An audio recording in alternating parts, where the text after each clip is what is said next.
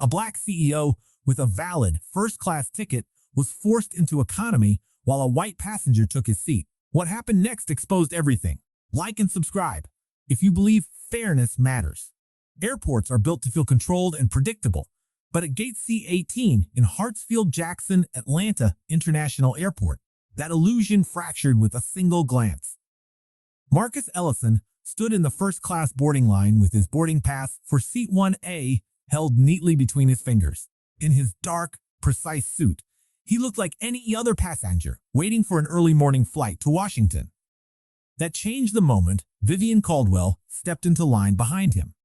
She moved with the confidence of someone accustomed to being accommodated. Her cream coat draped perfectly, her expression already edged with impatience, and when her eyes settled on Marcus, something shifted, subtle at first, then unmistakable. She looked him over slowly, from his shoes to his shoulders, then back again, as if recalibrating her expectations of the space she had just entered. "They really don't filter this anymore, do they?" she said, her voice low but sharp enough to carry, the kind of tone that pretends to be casual while making sure it isn't missed. A couple nearby glanced over, then quickly looked away, the instinctive retreat of people who recognize tension but don't want to be part of it. Marcus didn't respond immediately. His jaw tightened for a moment, then eased, and he kept his gaze forward, knowing that reacting too quickly would only give Vivian the scene she wanted. Vivian took a small step closer. "Some people just don't belong in first class," she added, louder this time, no longer pretending subtlety, and now the silence around them thickened, the air shifting as more passengers became aware of what was unfolding. That was when Harold Vance stepped in. "Is there a problem here?" he asked, but his eyes moved first to Vivian, not Marcus, as if the answer had already been decided before the question was asked. Vivian didn't hesitate. "Yes," she said, her voice now firm, authoritative. "There's been a mistake with seating." She didn't point at Marcus, but she didn't need to. Harold followed her gaze, then turned to Marcus with a measured expression that leaned more toward suspicion than neutrality. "Sir, I'll need to see your boarding pass and ID." Marcus handed them over calmly, his movements controlled, his face composed, even as the attention around him grew heavier. Harold glanced at the documents, paused, then frowned. "There appears to be a system issue," he said, just loud enough for others to hear. "I'm going to need you to step out of the line while we sort this out." A murmur passed through the waiting passengers, quiet but unmistakable. Marcus met Harold's eyes. "It scanned correctly at check-in," he said evenly. Harold nodded, but didn't yield. "I understand, but I need you to cooperate." The word landed harder than it should have, carrying implications far beyond airline procedure. For a brief moment, Marcus held his ground. Then he stepped aside, not in submission, but in calculation, aware that this moment was no longer just about a seat. Around them, more than 40 people watched, some curious, some uncomfortable, none intervening. And as Marcus stood there, composed but alert, something deeper settled into place within him, a recognition of a pattern he had seen before, a situation that was already expanding beyond the surface. Long before the tension at Gate C-18, Marcus' day had begun in a quiet house on the north side of Atlanta, in a kitchen that reflected discipline more than luxury. At 5:40 a.m., he poured black coffee into a plain ceramic mug, protecting the silence before stepping into a world that rarely offered it back. His suit jacket hung neatly over a chair, pressed but unremarkable. His briefcase rested on the table beside a thin manila folder and a tablet glowing faintly with documents, and as he took a slow sip of coffee, his eyes moved across the screen, not as someone reviewing notes, but as someone revisiting something, lived something personal that had been translated into numbers and language. The data was clean, structured, undeniable. Rows of complaints filed over the past 2 years by passengers who shared a common thread. Black, Latino, Asian American, individuals who had been questioned without cause, reassigned without explanation, or removed from premium seating despite valid tickets. And each entry carried timestamps, locations, employee IDs, outcomes. But beneath that order, beneath that careful documentation, there was something else, something older, something Marcus had never needed a spreadsheet to understand. He set the mug down and scrolled further, pausing on a section he had written late the night before. Not part of the official testimony yet, Just notes, fragments of language he might or might not use, because what he was preparing to say in Washington later that day had to be exact, measured, grounded in evidence, not emotion, even though emotion was where it began.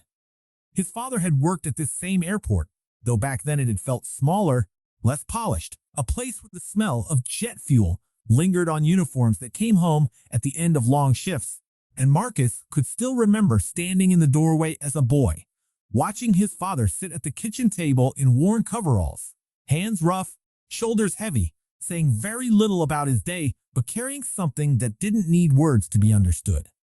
It was years later, when Marcus was old enough to ask the right questions, that he learned what had happened, how his father had reported a pattern of discriminatory treatment among maintenance staff, how certain workers were overlooked, reassigned, or pushed out under the guise of policy, and how that report had not been met with correction, but with quiet retaliation that ended in termination, a decision that had been explained in vague corporate language but felt anything but neutral.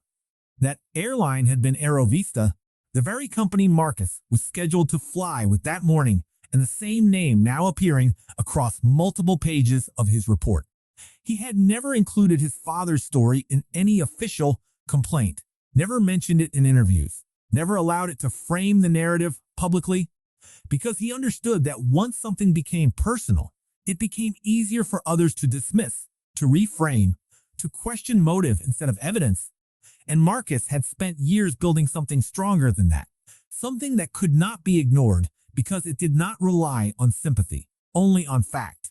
He picked up his tablet again and reviewed the final section of his testimony, the part that would be delivered before the Senate subcommittee, the part that outlined patterns across multiple airports, multiple incidents, multiple employees, and, as he read through the language, his expression remained steady, but there was a quiet intensity beneath it, a focus that came from knowing that what he carried into that room was not just information, but a chance to force acknowledgement from a system that had long avoided it. He closed the tablet, placed it into his briefcase, and glanced once more at the folder labeled Supplemental Evidence. He had not decided whether to use it yet, but timing mattered. As he stepped toward the door, the calm of that morning followed him not as comfort, but as preparation. Back at gate C-18, the situation sharpened when Vivian Caldwell stepped to the counter and placed her boarding pass down with expectation rather than uncertainty. The gate agent scanned it, and this time, the machine responded with a red tone, brief but unmistakable, the kind that changes posture and tone in an instant. And the agent hesitated before speaking, her voice careful, almost apologetic. "Mom, your seat is listed as Premium Economy, row 12B. Vivian didn't respond immediately, but the shift in her expression was immediate and visible, a tightening around her eyes, a slight lift of her chin, as if the information itself was unacceptable rather than incorrect.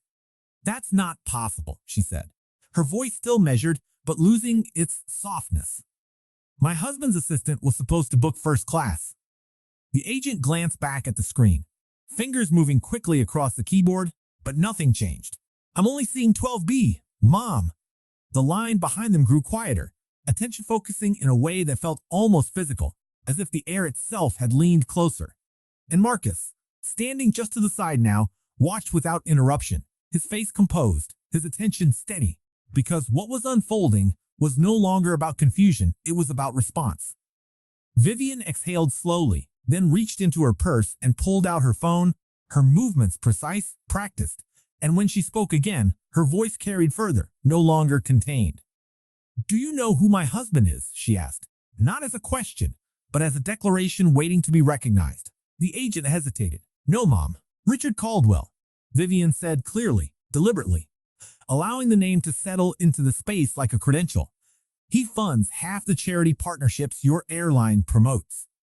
That was when Harold Vance moved again, stepping forward, as if the situation had finally reached the threshold that required his involvement, his attention now fully aligned with Vivian, his tone shifting into something more accommodating.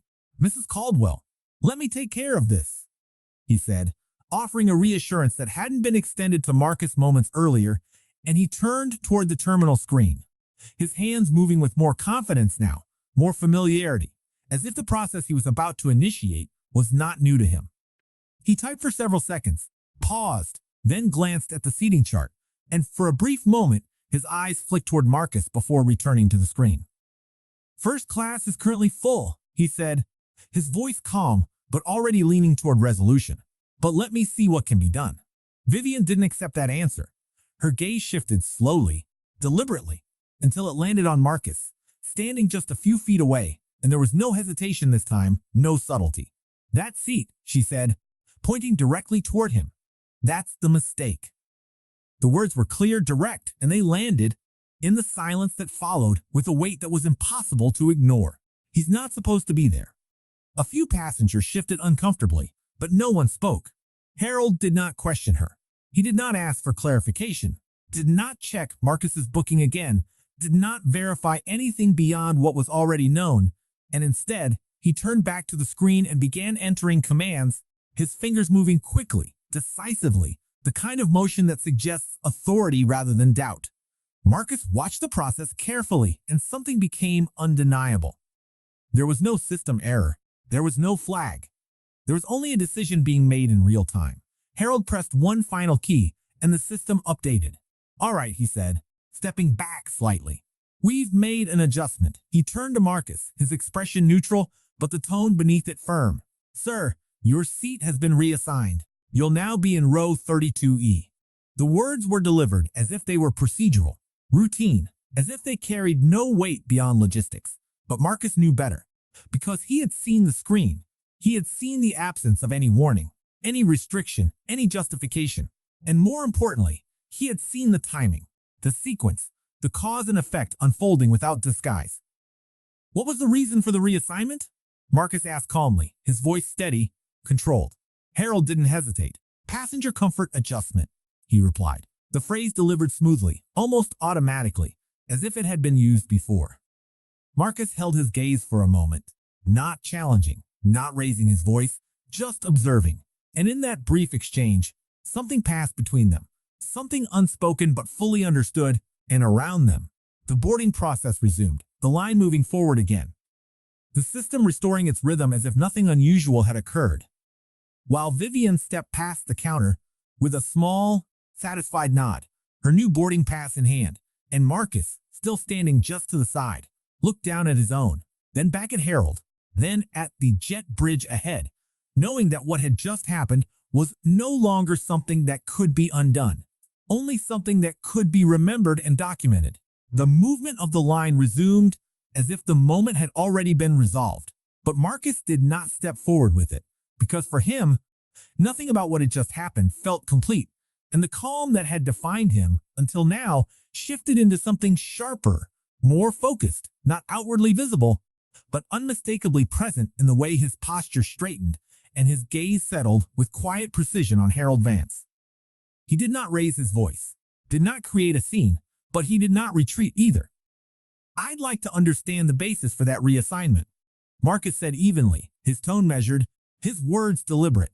And for a brief moment, Harold paused, as if deciding how much of the truth needed to be acknowledged and how much could be dismissed. "I already explained," Harold replied, his voice carrying a hint of impatience now. "It was a passenger comfort adjustment." Marcus nodded slightly, but did not move. "What system code triggered that adjustment?" he asked, his eyes steady. His question precise enough that it required more than a generic answer. Harold's expression tightened, just briefly, before he shifted his stance. "Sir, I don't need to justify internal procedures," he said, his tone firming, the professionalism now edged with authority rather than neutrality. "I need you to proceed with boarding." Marcus held his gaze for another second, then asked, "Your full name and employee ID, please." The request hung in the air, quiet but unmistakably formal, and a few people nearby shifted again, the tension rising just enough to be felt, but not enough to interrupt the flow of passengers moving past them. Harold exhaled through his nose, then spoke, each word clipped. "Harold Vance, ID 55372. He didn't offer it willingly, but he didn't refuse either, because refusal would have meant acknowledgement, and acknowledgement would have meant exposure. Behind Marcus, Vivian Caldwell adjusted her stance slightly, raising her phone just high enough to frame the scene, Her camera angled carefully to capture Marcus's face, his posture, his stillness, but not her own earlier remarks. Not the moment where she had pointed. Not the moment where she had claimed his seat as a mistake. To her, the narrative was already forming, and she was shaping it in real time, collecting a version of events that could be shared, explained, defended. Marcus noticed the phone, but he did not react to it. Instead, he reached calmly into his jacket pocket, pulled out his own phone, and with a subtle movement, activated the recording function, not for display, not for confrontation, but for preservation, because he understood something that many people in that terminal did not. That memory fades, but records remain. His thumb moved across the screen once more as he typed a brief message, his attention split between the conversation and the action in his hand. Begin documentation protocol. Gate C18, AV207, first class reassignment. The message was sent within seconds, disappearing into a network of people who would understand its significance without needing further explanation. Harold watched him for a moment, then shook his head slightly. "If you're done, you need to move along," he said, his patience thinning, his tone now carrying something less restrained. "This is not the place to create delays." Marcus slipped his phone back into his pocket, expression unchanged, his voice calm. "I'm not creating anything," he replied quietly. "I'm documenting what already exists." The words were not loud, but they carried enough clarity to shift the space around them again, just slightly, just enough for a few more heads to turn, for a few more eyes to linger. Above them, a security camera captured the gate area and the terminal screen, where Harold had manually changed the seating chart. No one noticed it, but it preserved what memory could not. Marcus took a slow breath, adjusted his grip on his briefcase, and finally turned toward the jet bridge, stepping forward not because he accepted what had happened, but because he had gathered what he needed for now, his silence no longer passive, but strategic. And as he moved down the narrow corridor toward the aircraft, the hum of the terminal fading behind him, the situation at Gate C18 did not feel finished, only paused, as if something had been set in motion that would not fully reveal itself until much later, when the right questions were asked in the right place, under a very different kind of light. The jet bridge funneled Marcus into the aircraft. As he crossed through first class, he saw Vivian Caldwell already seated in 1A, relaxed in the space that had belonged to him only minutes earlier. Marcus slowed for a fraction of a second, his eyes meeting hers briefly. And in that moment, nothing needed to be said, because the exchange was already complete. And then he continued forward without pause, moving past the curtain into premium cabin, and further still into economy, where the aisle narrowed and the air shifted, where the sense of space diminished into function. And he found seat 32E, the middle seat, exactly as reassigned, positioned between a man already leaning into the armrest with a newspaper folded across his lap and a young passenger on the other side wearing headphones, both unaware of the context, both simply occupying the space they had been given. Marcus slid his briefcase under the seat and tried to open his tablet, but the space was too tight to review his testimony. After a few seconds, he closed it again. The plane ascended smoothly, the hum of the engines settling into a steady rhythm that filled the cabin, and for a time, everything appeared to return to normal. Passengers adjusting, settling, disappearing into their own routines, but normal was no longer neutral. Not for Marcus, not after Gate C18, and not after what had already been recorded. Nearly an hour into the flight, Marcus unbuckled his seatbelt and stood, his movement careful within the confined space, his shoulders slightly angled to avoid contact as he stepped into the aisle, and he made his way forward, past row 28, past the curtain separating cabins.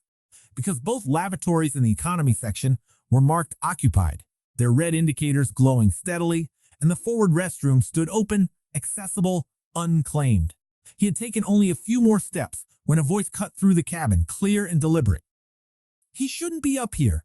Vivian Caldwell had turned in her seat, her gaze fixed on Marcus, her tone no longer subtle, no longer controlled for privacy, but directed outward, ensuring it carried beyond her immediate space, and conversations nearby slowed, then stopped as attention shifted toward the aisle. Marcus paused, not turning immediately, then faced her with the same calm he had maintained since the gate. I'm just using the restroom, he said, his voice even, respectful, factual. Vivian did not soften.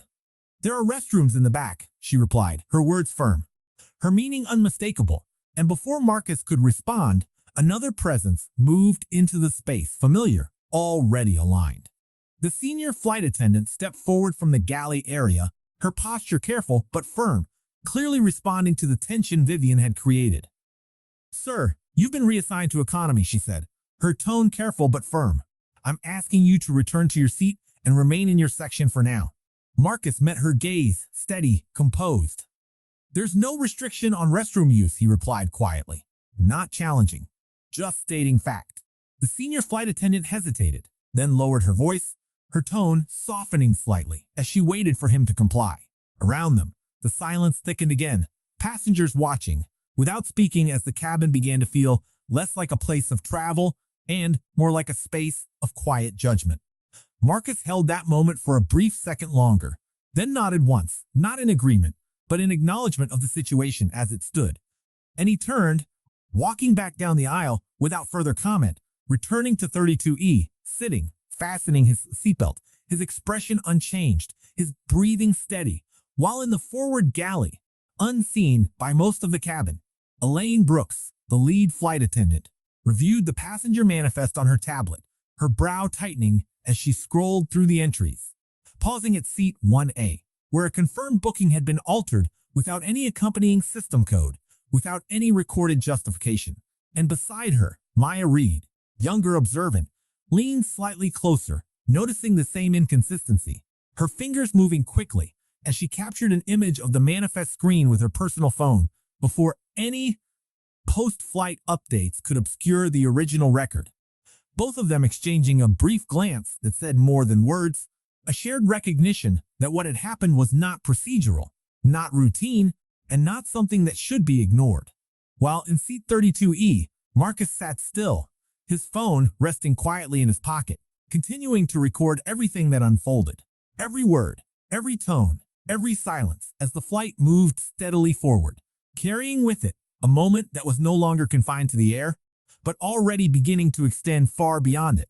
From his seat in 32E, Marcus felt the cabin settle into a quiet that was not quite comfort, not quite normal, but something suspended, as if the earlier exchange had left a residue that could not be cleared by altitude or time.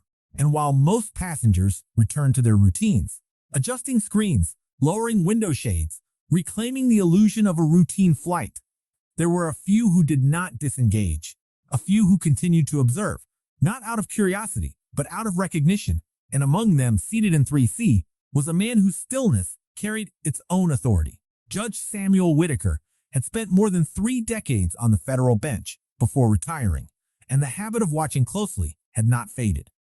From the gate to the aisle, he recognized a pattern that felt deeply unsettling. He pressed the call button above his seat, his movement calm, deliberate, and when a flight attendant approached, he spoke in a tone that did not demand attention, but commanded it nonetheless. I would like to formally note an incident, he said, his voice steady, each word measured. The attendant hesitated slightly, then nodded. Of course, sir. Whitaker closed his book and met her gaze. I have just witnessed what appears to be discriminatory treatment of a passenger, based on factors unrelated to any stated policy, he continued, his phrasing precise, unmistakably legal in structure, and the attendant's posture shifted subtly as she processed not just the content, but the authority behind it. I would like the names of the personnel involved and confirmation that this will be documented. Elaine Brooks, already aware of the irregularity in the manifest, stepped forward at that moment, her expression composed but attentive. We are reviewing the situation, she said carefully. Whitaker nodded once. Review is not the same as record, he replied, his tone unchanged, but his meaning clear. And in that brief exchange, something aligned, not agreement, not yet, but acknowledgement that what had occurred was no longer contained within a single perspective. As the plane began its descent into Washington, the cabin shifted again, passengers preparing to land, the quiet returning in a different form. But for Marcus, the stillness remained intentional, his focus inward, his phone still recording, capturing not just the earlier confrontation, but the tone of the cabin afterward.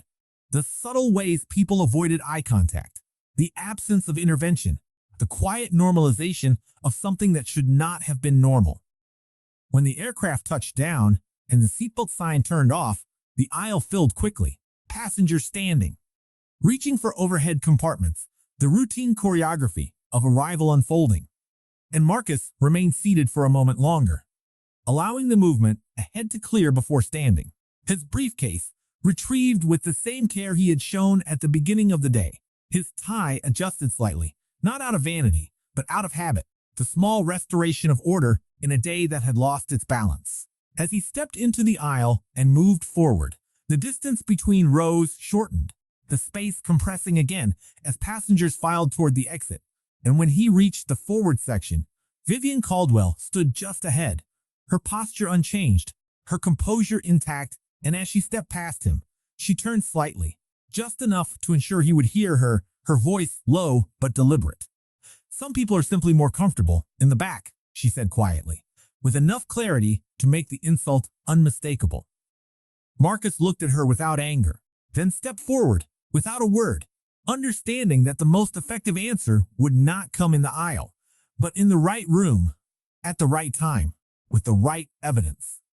As he exited the aircraft and entered the terminal, the brightness of the concourse and the noise of travelers returned in waves, but none of it disrupted his focus. He walked toward the gate exit, reached into his pocket, and stopped the recording. A long audio file appeared on the screen, preserving the key exchanges from the gate, the aircraft, and the final confrontation. Without hesitation, he forwarded it to his legal team with a brief message, knowing that what had begun at Gate C-18 was no longer confined to a single interaction. By the time Marcus reached the Jefferson Washington Hotel, the day had reorganized itself in his mind as a sequence of events that could be documented, verified, and presented. His suite was quiet, understated, the city lights stretching beyond the window in a steady glow. But Marcus did not pause to take it in, because the moment he set his briefcase on the desk, his attention shifted immediately to action, not reaction. And he picked up his phone and made the first call without hesitation. "Raymond, you've received the file," he said, his voice calm, direct, the tone of someone who did not need to explain urgency because it was already understood. On the other end, Raymond Cole, his chief legal officer, responded without delay. "I've started reviewing it," he said, his voice steady but edged with focus. "Every second is clear." Marcus moved to the window, looking out but not seeing the city. "File a civil rights complaint with the Department of Transportation first thing in the morning," he said. "Request preservation of all surveillance footage from Gate C-18 and formally petition investigators to obtain the airline's seat reassignment logs for the past 2 years." There was a brief pause. "Understood," Raymond replied.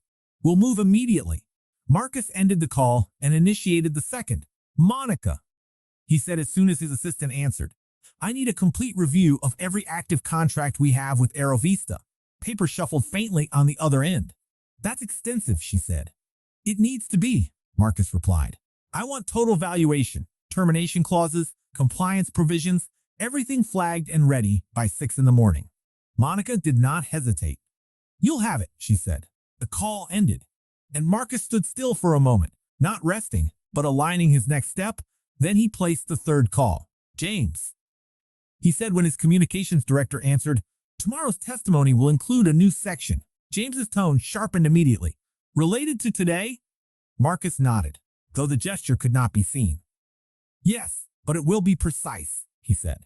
"Prepare a statement for release immediately after the hearing, measured, precise, no speculation."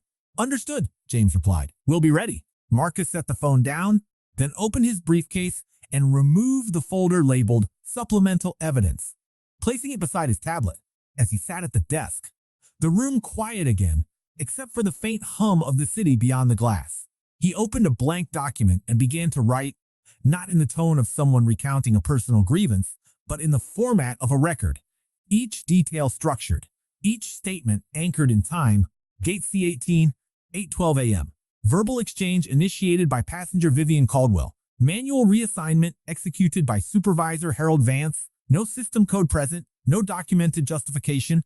Mid-flight confrontation at 10:47 a.m.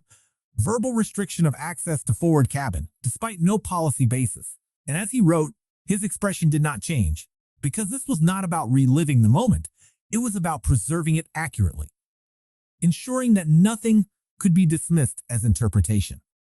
When he reached the final section, he paused, his hand still, then added a single line referencing contractual obligations, not as a threat, but as context, because buried within the agreements between his company and Aerovista was a clause that had not been widely discussed, one that allowed for immediate termination in the event of verified civil rights violations, and that clause had not been inserted casually. It had been written years earlier, after a conversation that had taken place at a kitchen table long before Marcus built his company. After hearing his father describe a system that had failed him without consequence, and Marcus had ensured that any system he became part of would not have the same protection. He reviewed the document once more, then saved it, the cursor blinking at the end of the final sentence. The room still, the city unchanged, but the alignment of events now complete, and as he leaned back slightly in his chair, his attention already shifting toward the morning ahead, toward the hearing room, the cameras, the questions, and the moment when all of this would move from preparation into exposure. The next morning, Marcus entered the Senate hearing room with the same controlled stillness he had carried since Gate C-18. Rows of seats were filled with staffers, reporters, and observers, their attention directed toward the long table at the front where Marcus took his position, his briefcase placed carefully beside him, his prepared testimony laid out with precision, every page aligned, every note intentional. And as he adjusted the microphone slightly, his expression remained composed, his posture steady, because unlike the previous day, he was now in a setting where the rules were clear, and the structure of the moment would not shift without record. The hearing began with formal introductions, the committee outlining its purpose, addressing ongoing concerns about discriminatory practices within the airline industry.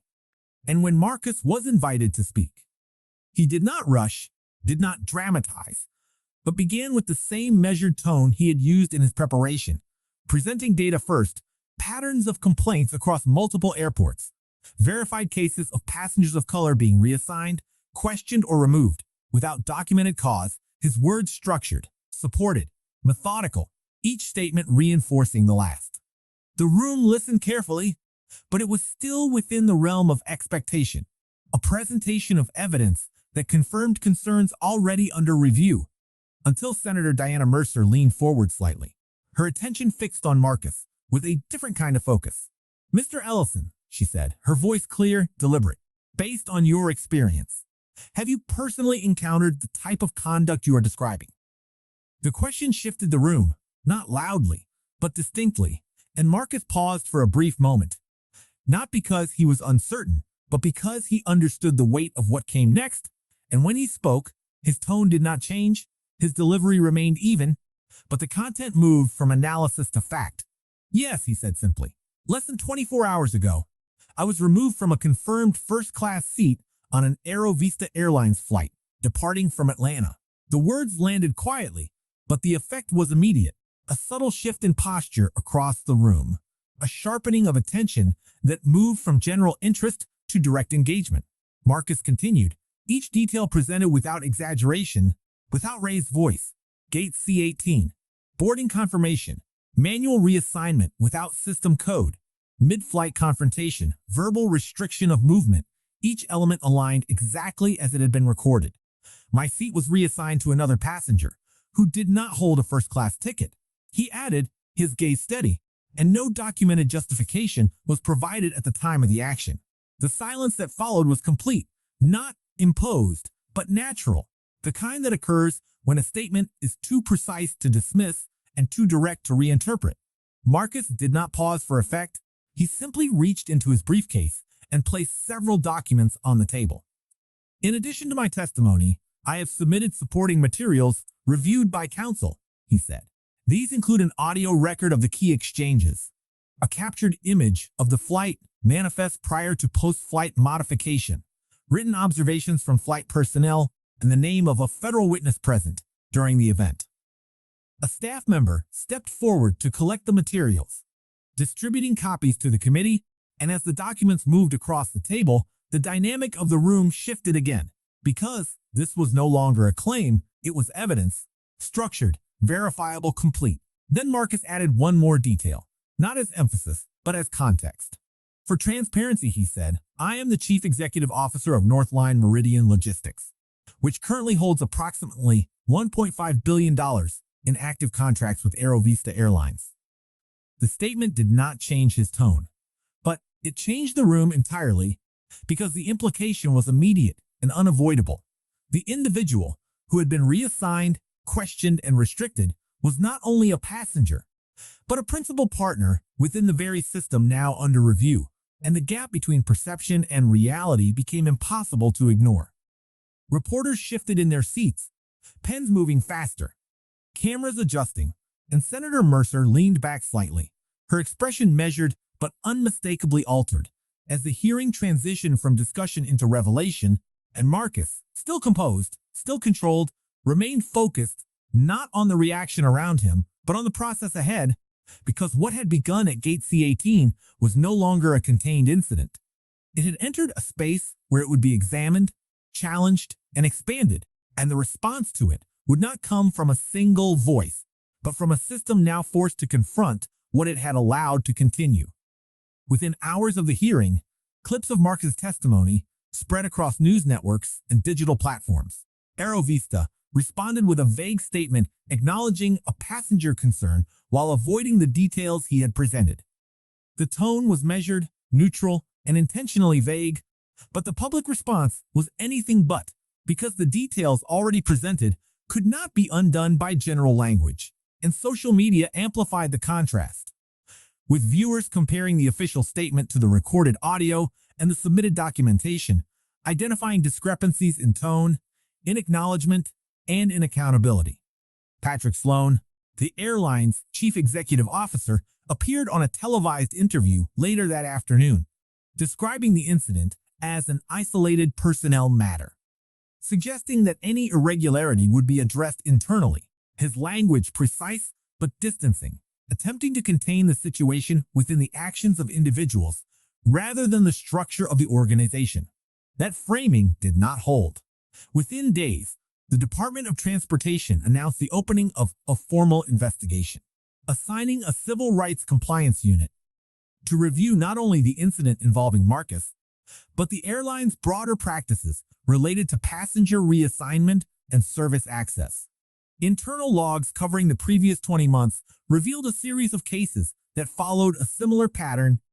A total of 31 documented complaints from passengers identified as Black, Latino, or Asian American, each describing reassignment from premium seating or service restriction, without a clear, documented reason.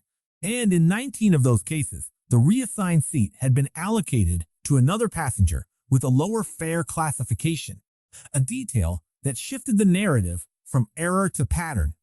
The documentation showed that most of these complaints had been resolved through standardized responses, often accompanied by travel vouchers averaging $300, amounts that did not correspond to the value of the original seating or the nature of the experience described, and more importantly, none of the cases had triggered formal internal investigations beyond customer service review. As the investigation deepened, additional material surfaced, including internal communications that had not been part of public record, one of which drew particular attention: an email thread from a regional operations manager who had identified a recurring trend in reassignment complaints and raised concern about its implications, noting similarities across multiple airports and personnel. The response from senior leadership had been brief and directive, advising that the matter be handled at the local level and not escalated further, emphasizing efficiency over visibility. And that exchange, once reviewed in context, suggested not a lack of awareness, but a decision to limit documentation. Alongside these findings, investigators also accessed archived employment records, including historical cases that had not previously been connected to current complaints, and among them was a file dating back more than 2 decades, involving a maintenance employee who had reported unequal treatment within operational assignments, a report that had been closed without formal action and followed by termination under administrative grounds. The name associated with that file had not been mentioned during Marcus's testimony, but once investigators identified it as his father's, the connection became impossible to ignore. The case no longer appeared to be an isolated failure. It reflected a pattern that had stretched across decades, allowing similar forms of unequal treatment to continue without structural correction. Over the following months, investigators assembled the evidence into a formal record, and after a lengthy discovery process, the case moved into a federal courtroom where documentation replaced speculation, and every decision was measured against law rather than perception. When the ruling was delivered, it reflected not only the incident at Gate C-18, but the broader pattern that had been uncovered, with the court determining that Aerovista Airlines had engaged in systemic violations of civil rights through undocumented and unjustified seat reassigns. The airline was ordered to pay $90 million in combined civil penalties, passenger compensation, compliance funding, and oversight costs, while also implementing a comprehensive reform program that included transparent reassignment protocols, mandatory training for all customer-facing employees, and an independent oversight board with authority to review complaints and enforce compliance. Vivian Caldwell was held personally liable after evidence showed that she had not only initiated the confrontation but also circulated a selectively edited video that misrepresented Marcus's conduct, and she was ordered to pay $3 million in damages for reputational harm and intentional interference. Harold Vance was terminated after his manual reassignment was confirmed as a deliberate breach of policy, and his employment record was referred to federal regulators as part of the compliance review. Patrick Sloan stepped down as chief executive officer shortly after the ruling, a transition framed as organizational renewal, but understood as a direct consequence of leadership failure during a critical moment. And within the airline, changes followed quickly, with Elaine Brooks promoted to a senior operational role focused on in-flight standards and reporting procedures, and Maya Reed formally recognized for preserving evidence that had proven essential to the investigation. Marcus Ellison, however, did not frame the outcome as a victory in personal terms, and when the settlement funds were transferred, he directed the full amount toward the creation of the Equal Wings Justice Fund, an initiative designed to provide legal support for passengers facing discrimination across transportation systems, transforming what had been a singular experience into a resource for others who might otherwise remain unheard. In parallel, Marcus entered negotiations with Aerovista regarding the future of Northline Meridian logistics contracts, and while many expected a complete termination of the relationship, his decision reflected a different kind of strategy, one that emphasized structural change over separation.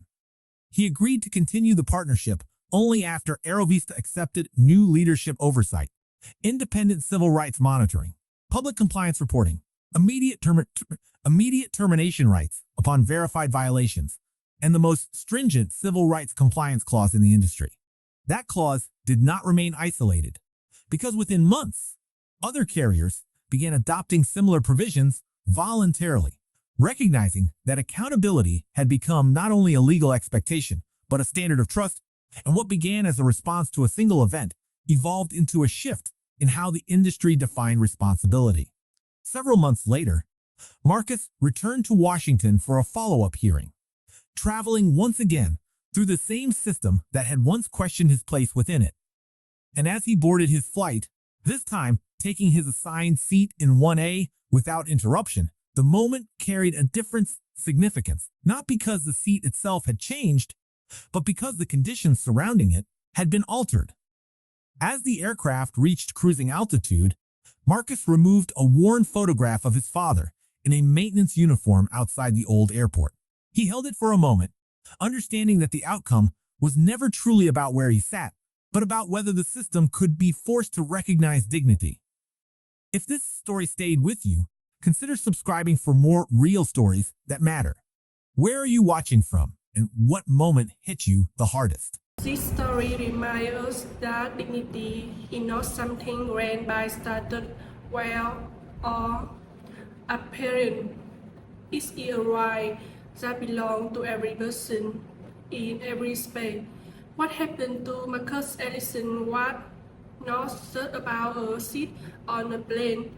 It was about how quickly assumption can override truth and how silence can allow initiative to pass as routine.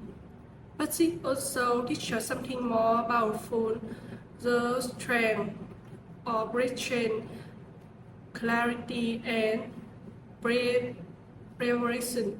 Marcus did not react with anger or shout.